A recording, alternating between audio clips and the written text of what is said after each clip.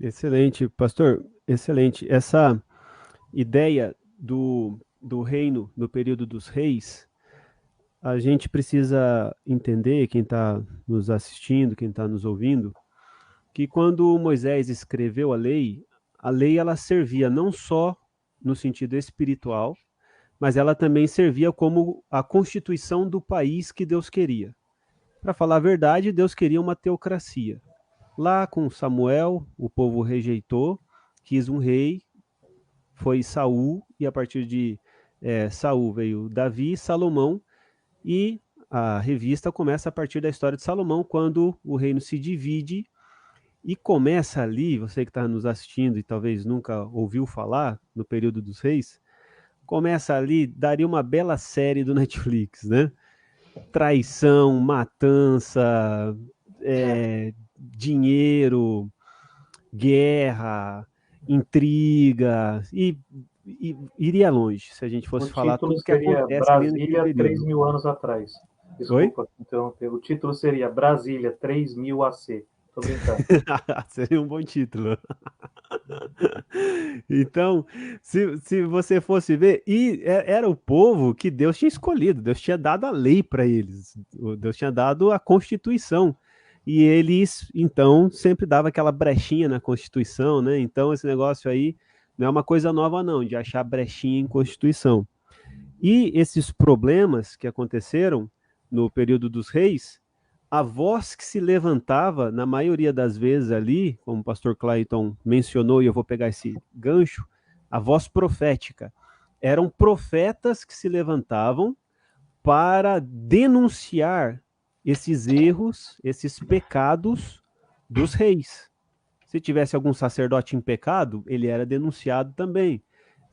Toda a nata, os poderosos, os príncipes, eles eram denunciados. E a gente vai ver com os profetas, profeta gritando contra as injustiças. Então, para quem está ouvindo aqui, para você entender o livro dos reis, você tem que pegar o livro dos profetas e mesclar.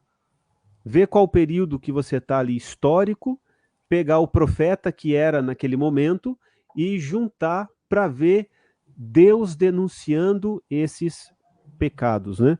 E, pastor Clayton, eu sei que é uma comparação um pouco radical, mas se a igreja não tomar cuidado, houve também ali no período da Alemanha, quando o Hitler estava fazendo toda aquela barbaridade, houve parte da igreja que foi a favor, né, do governo do Hitler, se eles sabiam tudo o que acontecia ou não, é, pelo menos para mim é difícil dizer, não sou especialista no assunto, mas houve quem se levantou contra a igreja do Hitler e foi essa voz profética contra um governo genocida. E aí eu não estou falando do genocida de Bolsonaro, não estou falando de Covid-19, não é disso que eu estou falando. Estou falando do Hitler, que foi de fato um governo genocida, usava a máquina do Estado para matar. E parte da igreja ainda assim o apoiou. E essa igreja que não apoiou foi essa igreja que fazia o papel da voz profética lá no livro dos reis. Que muitas vezes o profeta, ao profetizar contra o rei, tem até um dos profetas que o rei fala assim: não falei? Ele só profetiza contra mim. É até engraçado, né? Daria uma bela cena. Micaías. É, Micaías. É. E o profeta, ao profetizar contra, ele era o quê? Ele era jogado de escanteio, ele era muitas vezes perseguido para a morte mesmo, e aqueles que falavam a favor do governo corrupto sentava-se à mesa do rei e comia pão com o rei. Qual é o perigo disso nos nossos dias? E só para quem está entrando agora, tem mais pessoas entrando. Eu falo do Japão, o Murilo fala do Japão, o pastor Clayton fala de Joinville no Brasil. Então, a gente está falando no geral, tá? Não está falando só de Brasil, não. Brasil e geral, no contexto geral. Quando um governo corrupto está no poder, a igreja senta e come a mesa com ele para receber benefícios, ou é a voz profética que muitas vezes é perseguido por isso? Você usou um exemplo clássico, né, e muito claro assim, que é Hitler. Hitler ele teve a capacidade de exercer o fascínio sobre o povo, né? ele criou uma máquina de propaganda, né?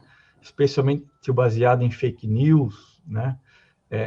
Através de um dos seus assessores, chamado Goebbels, e ele era muito bom nisso. Então, ele criou toda uma estrutura de propaganda que conseguiu iludir milhões, né? E por isso, então, a Alemanha comprou essa ideia e entrou junto.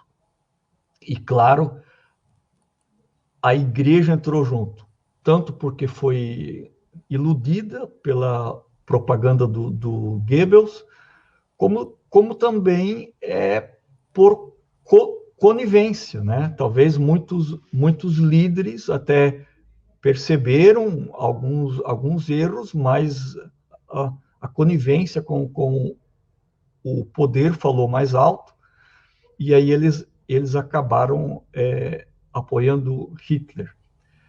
Mas teve uma minoria que foi contra, e dentre eles, né, vocês conhecem o famoso pastor Dietrich Bonhoeffer. Eu quando estive na Alemanha, eu visitei a casa dele lá em Berlim, né, que hoje é um museu, e aí a gente pôde ver, além dos livros dele, que eu já tinha lido, né, a gente pôde ver a clareza de mente dele, a consciência dele extremamente cristã, voltada para o reino de Deus, né, para a vontade de Deus na Terra, e a radicalidade com que ele enfrentou isso, né? Ele enfrentou o regime. Mas antes de enfrentar o regime, ele criou uma parceria entre vários líderes, irmãos, chamada de Igreja Confessante, né? Onde eles atacaram de forma direta e clara toda essa postura contrária ao evangelho que Hitler estava implantando lá.